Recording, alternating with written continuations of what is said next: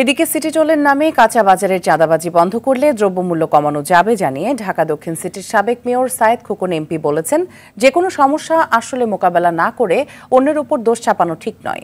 জাতীয় প্রেস ক্লাবে mayor Mohammad Hanif Memorial foundation আয়োজিত এগিয়ে ছিল দক্ষিণ ঢাকা স্মৃতির পাতায় ফিরে দেখা শীর্ষক সংবাদ সম্মেলনে তিনি বলেন, জনগণের সচেতনতা ও কর্তৃপক্ষের সহযোগিতায় ডেঙ্গু মোকাবেলার বড় হাতিয়ার।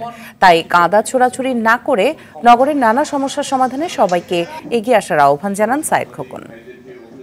দ্রব্যমূল্যের ঊর্ধ্বগতি আমাদের মধ্যবিত্ত, নিম্ন মধ্যবিত্ত গরিব মানুষকে তো বটেই, আমাদেরকে নাড়িয়ে দিয়েছে। সিটি টোলের নামে যে চাঁদাবাজি, এটা যদি বন্ধ করা যায় তাহলে এই স্বল্প আয়ের মানুষগুলো এই কাঁচা বাজারের জিনিস, শাক সবজি থেকে নিয়ে শুরু করে আমাদের ব্রয়লার মুরগি, আমাদের তেলাপিয়া মাছ কিংবা পাঙ্গাস মাছ, এটা আবার কমানো সম্ভব।